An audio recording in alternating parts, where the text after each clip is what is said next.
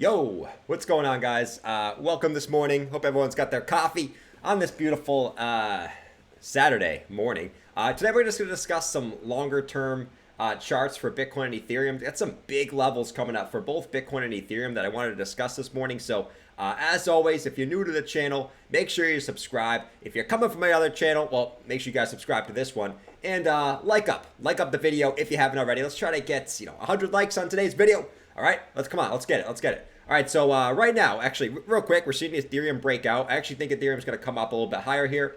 You're seeing Ethereum break out from this bull flag to the upside, kind of just a nice formation, just a rise, a little retrace in a channel. Now you're looking for that break to the upside out of this. I'm not going to give you guys any measured moves, but because that's not the point of today's video, but it's exciting to see Ethereum just kind of continue to go to the upside here. But let's jump on over to Bitcoin. I want to talk about a few key levels for both Bitcoin and Ethereum, and how this is going to be a very interesting time to see, do they want to continue up longer in the longer term time frames here, or are we starting to see it slow down and we're going to come back down to the downside? I know that's the question everyone wants to know right now. Is this a fake rally? Is this a real rally? Well, let's look at a couple different levels that we can maybe give us some clues here as we kind of go along. So, real quick, I mean, everyone and their mother was talking about the 200-week moving average. When we broke it, it was like, holy crap, this is the first time Bitcoin's ever got to close below the 200-week moving average besides the March of 2020 crash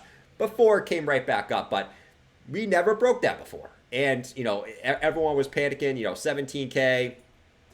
We were sitting down there from 17K to 22K for about 2 months. Grim time. Everyone bearish, slightly including myself, as far as the economy goes. But we were able to come back up and reclaim that 200-week moving average. And if you look at what Bitcoin's doing right now, it is a nice formation, right? We were able to basically get back above it right here on this candle, come back and wick right to it, hold it as support, and now you're getting that continued move to the upside. It's quite a beautiful formation if you ask me. Now, if you look at where Bitcoin's coming up to now, and this is why over on my stream, I have been talking about this 26.6 level. If you look right here, this $26,600 level on the daily time frame. Actually, let me bring it up slightly here. 26,600 is a big level that I'm watching for multiple different reasons. You got your next weekly close coming up that level, and you also have the 200-week exponential moving average coming in there at 26,600, and that's the big level that I'm looking at for a possible turning point for Bitcoin coming up next, my guys.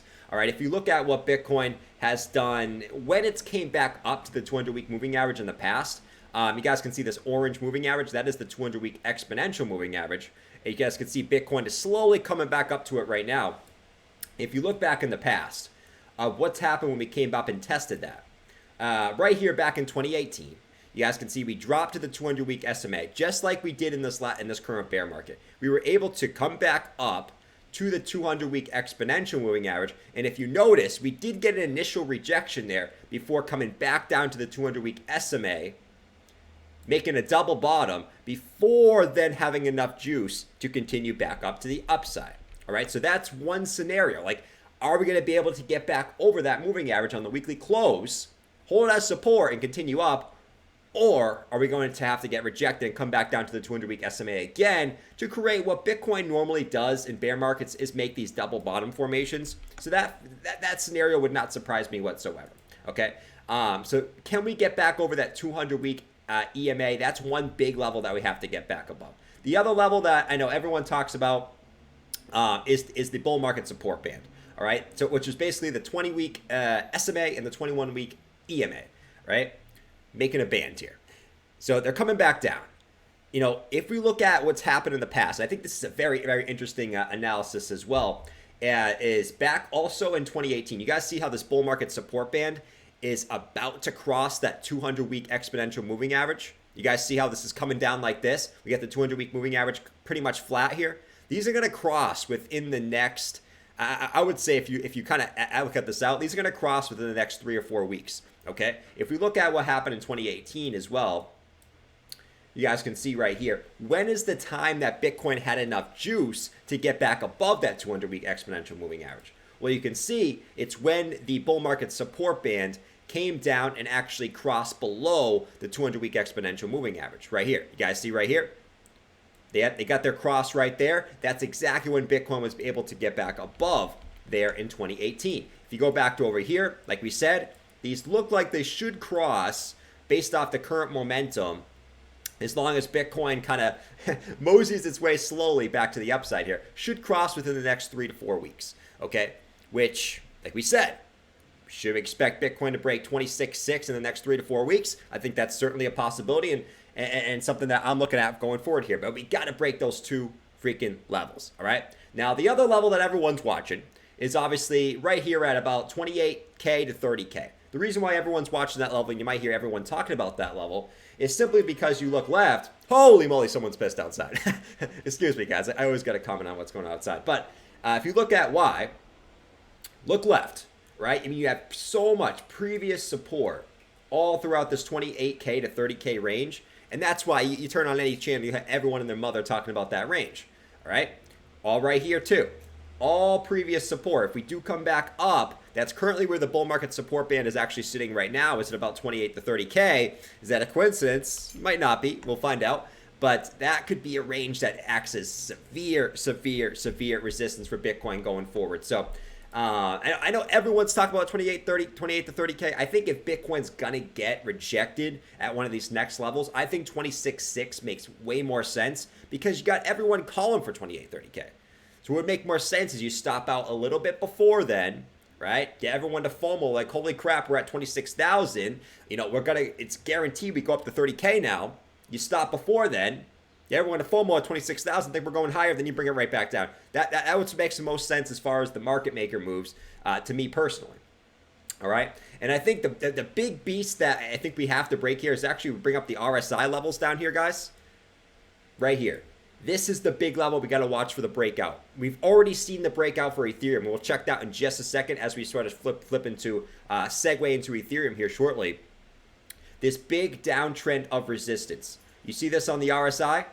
I love RSI breakouts. If you guys watch my streaming channel, I always talk about RSI breakouts. Price action usually follows in the direction that you break out on the RSI, right? So if you look at this, ever since January of 2021, we've just constantly gotten rejected or slightly before of this RSI downtrend. And you can see where Bitcoin's currently coming up to right now. Now you guys can see the formation, falling wedge on the RSI downtrend. These break to the upside 68% of the time. I'm pretty confident this one will break to the upside too, bearing some massive capitulation. I don't know, because of China, Taiwan or some shit like that. I don't know. But I am expecting a move to the upside here, right? We got to watch for this breakout. We probably only need one more good size green week to break out of this, which is very, very exciting in my opinion, coming up here for Bitcoin. But we are awfully close to getting that RSI breakout. If this breaks out, I'm going to tell you right now, you're going to want and wish that you're owning some Bitcoin as we go along here. And that kind of segues myself into Ethereum, okay? Into Ethereum and the big levels that we have to watch to decide if, you know, is this rally going to continue up, or are we going to see some type of double bottom action back down to the lower lows? Let's go look. All right, so we talked about Ethereum here on the short term. I'm not going to spend too much time on the short term in this video.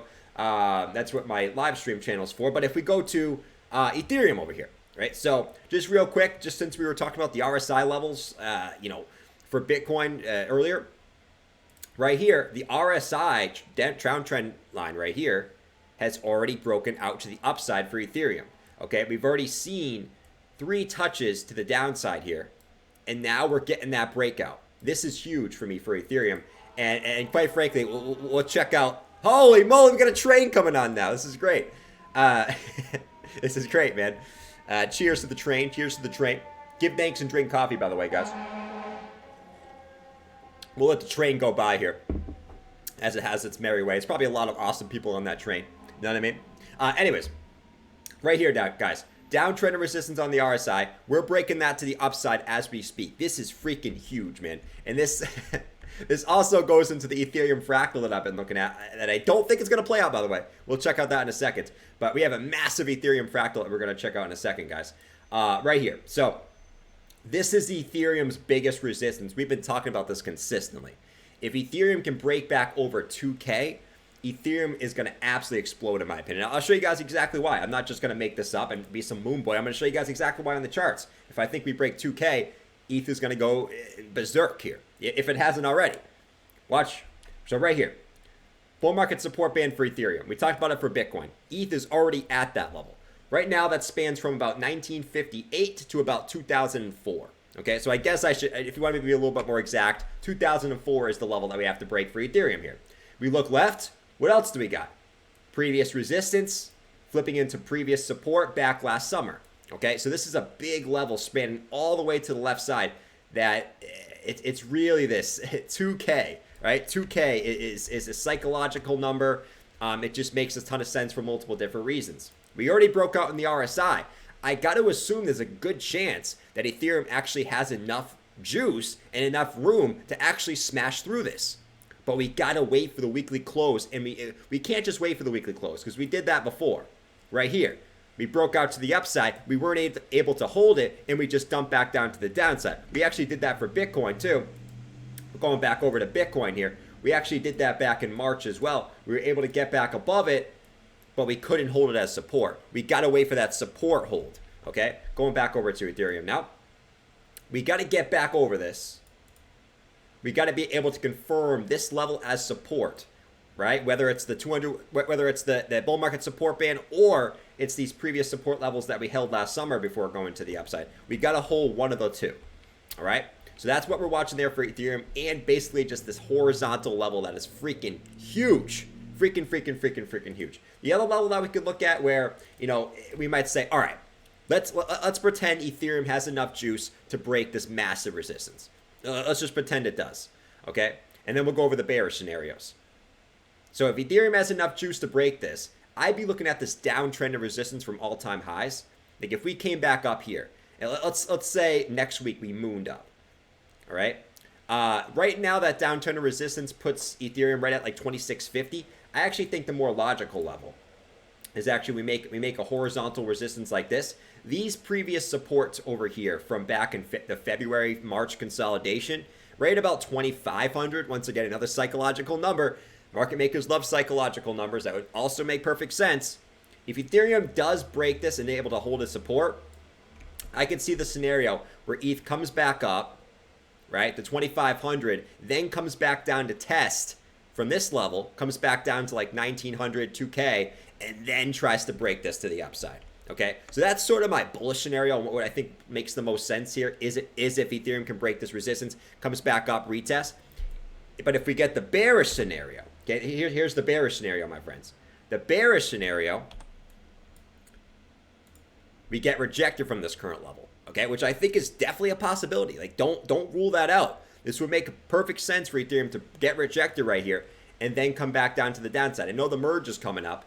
My personal opinion is I do think we break it to the upside, but we got to look at both scenarios. This breaks to the downside. I do think there's a possibility, you know, you come back down, you make some of this higher low, and then you come back to the upside, which is what you typically do in bear markets, right? You make one low, you rise up, you make a higher low, and then you rise up again, bottom confirmed, bada bing, bada boom, all right? So that's the bearish scenario. And in that pullback, I would look at probably 1,200, 1,300 for that higher low is the level I'd look at, which is basically the consolidation highs right here from Ethereum. Okay, so that's the longer term chart. Now, real quick, you guys probably know, Jordan, what fractal you were talking about? Well, the fractal we were talking about is this fractal right here. This is basically Ethereum's fractal from 2016. Now, once again, I'm going to keep saying, I don't think this is going to play out like this. I want it to play out like this, but we got to stay realistic here. Okay, I don't think it's going to play out like this. But so far, so freaking good. You guys can see it right here. I'm not going to go through the ins and outs and why I have these boxes here. You guys can see the similarities between these. Okay, but what it basically is an expanded flat correction. Okay, where you see basically sideways action. You come back down, you make a lower low, make everyone think it's going to go to zero, and then it just pops right back to the upside. It's a classic way the market makers get people to panic sell at the bottom, and then just leave everyone in the dust. Okay, so once again, I don't think this is going to happen exactly like this. I think this is somewhat unrealistic move to the upside. It's not even somewhat unrealistic. It's based off Ethereum's market cap. It's almost, I would even call it slightly impossible that it moves up like this. I hope that does, but I think it's slightly impossible. But I think as general price structure goes, I do think it can mosey its way up, albeit slower than last time, sort of in a similar direction. Okay, if this merge continues to be such a hype train and big news as Ethereum actually becoming deflationary, which could be huge news, right, for Ethereum. So that is freaking awesome. We're continuing to watch these long-term charts. All in all, I think Bitcoin and ETH are pretty close to massive levels that they could get rejections from and start to make those higher lows going forward. My personal opinion, because of this ETH merge coming up, I do think ETH has room to run to the upside, maybe even up to like 2,500 here, before a more severe correction. I think Bitcoin 26.6 seems like the level I'm watching for. If Ethereum goes up to 2,500, they kind of would correlate based off percentages.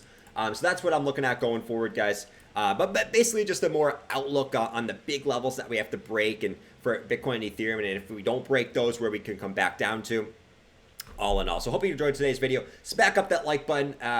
Hope you guys enjoyed the longer term outlook, because I enjoy longer term outlooks. I talk too much about short term outlooks on the live streams, man. I do. So smack up that like button, subscribe if you're new. I'll catch you guys tomorrow in the weekly close Sunday night stream. If you guys are new, Jordan Cameron Crypto is my live stream channel. Go check it out. We have a lot of fun over there. All right. Adios, my friends. Peace.